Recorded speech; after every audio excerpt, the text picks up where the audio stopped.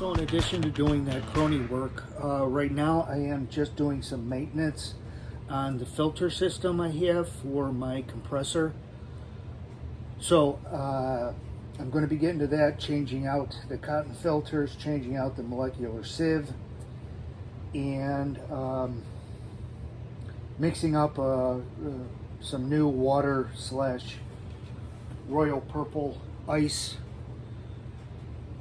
mixture, and topping off my carbon fiber tank, which needs to be topped off, and then I'll be coming back to discuss some more in regards to the crony. Okay, be right back. So done topping off the tank. Everything looks good.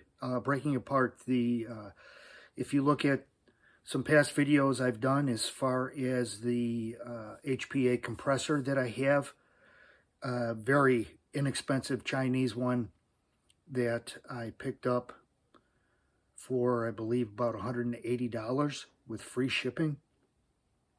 Anyway, I don't go with one of the long filter systems. I have 3 short ones.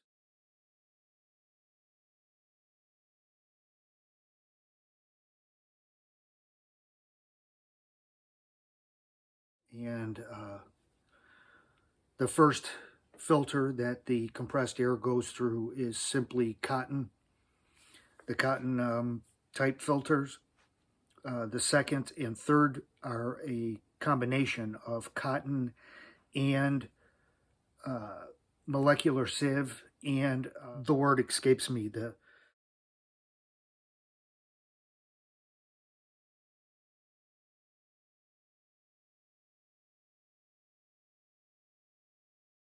molecular sieve and the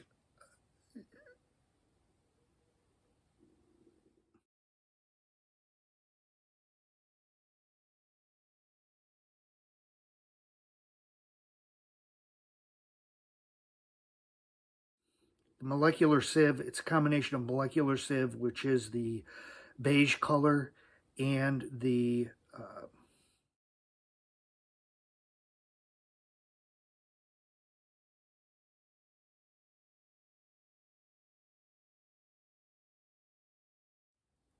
I can't remember the name of the material. Comes in a small ball, looks like about the same size as the molecular sieve, but it changes color as it absorbs moisture.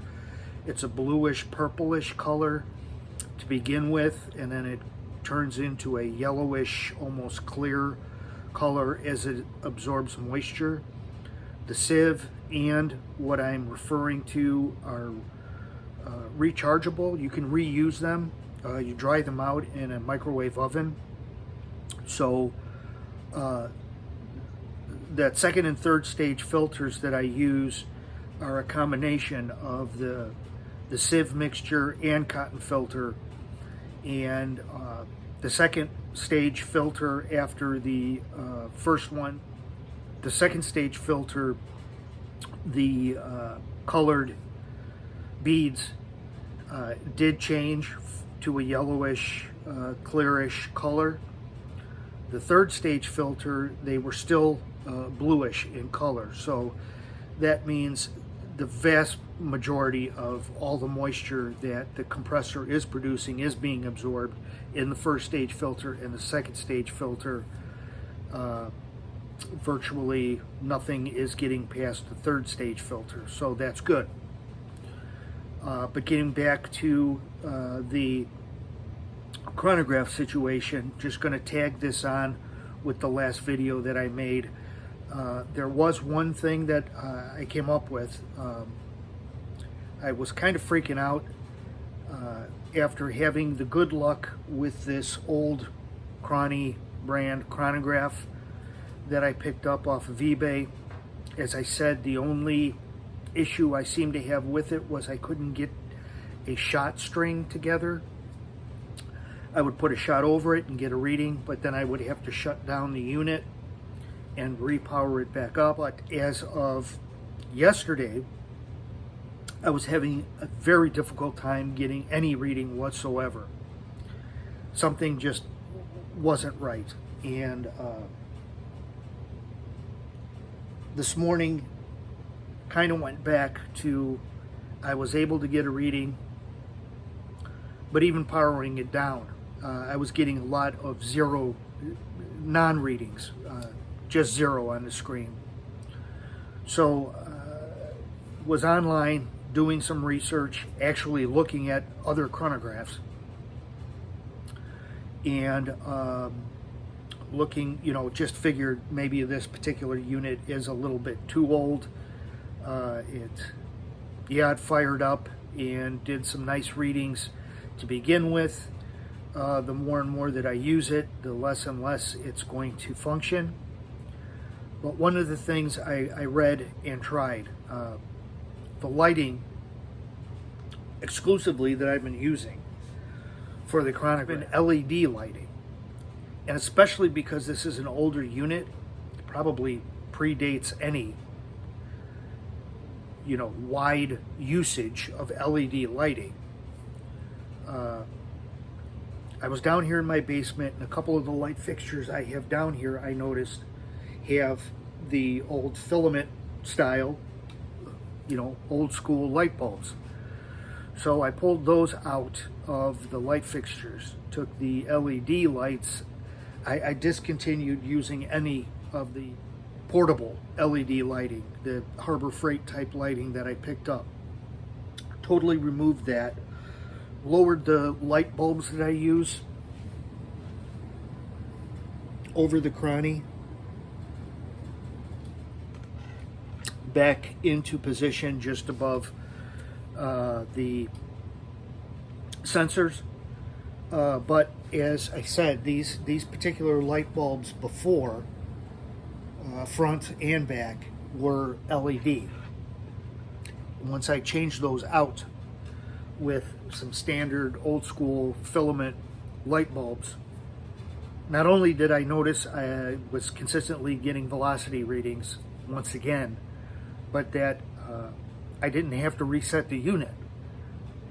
I was putting shot after shot after shot and getting individual readings for each shot. So it seems to be working pretty good. It seemed like some of the things I was reading, going back onto forums and looking at chronograph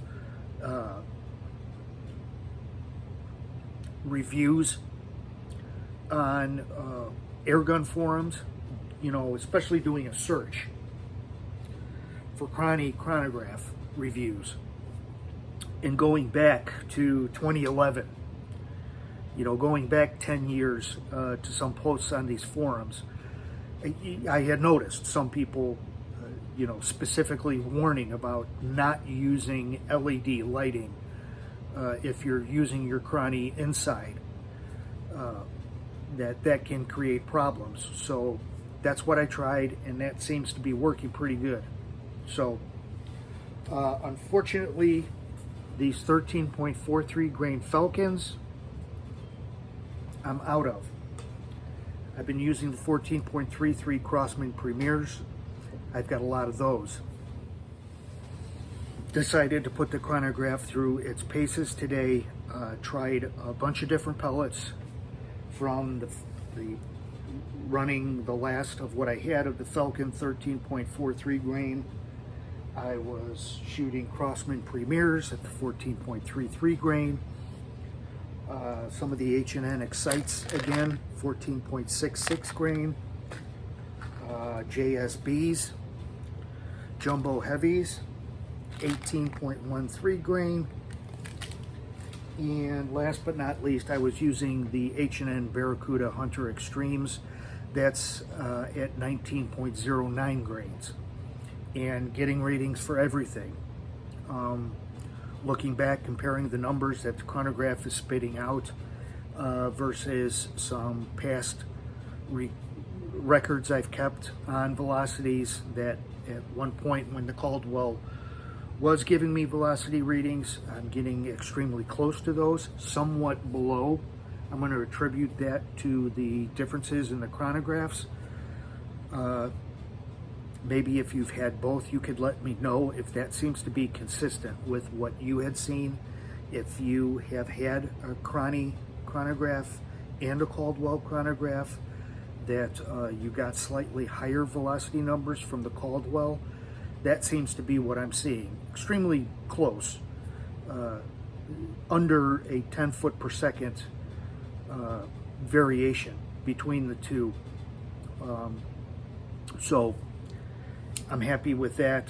The Barracuda Hunters Extremes are still firing out around 25 foot-pounds of energy, and regardless of what pellet I shoot, doing the target shooting down here in my basement, they all seem to be very accurate out of this gun. But between getting it redialed in yesterday and all the shooting I was doing today, it seems to be consistently repeating accuracy, and very good accuracy. So just a small report. I am happy with the fact that I came up with the little switch. You can't see it at this particular point, but I can control the power for the Crony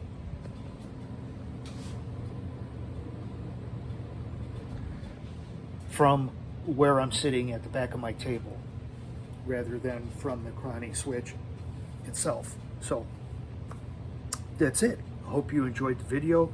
If you do have an older Crony chronograph, it certainly isn't that big of a deal to hook up a remote, not a remote, I had to run wiring, but a different precision switch as far as power on and power off. So keep that in mind if that's something you might be interested in. And probably, let's see, one of the things I took out and fired over the Crony, I wanted to test a different size pellet, and I went to a smaller 177 caliber, and I had my Crossman M4 177 out, did some pumping, did some shooting, got some readings, and quite possibly on the next video I will go back and revisit that Crossman M4 177 and the mods that I did to it. And it's something that I was really pleased with how it turned out, both in the way that it looks and the way that it shoots. So look for that next video. Thanks for checking out this one, you guys. Stay safe, shoot safe.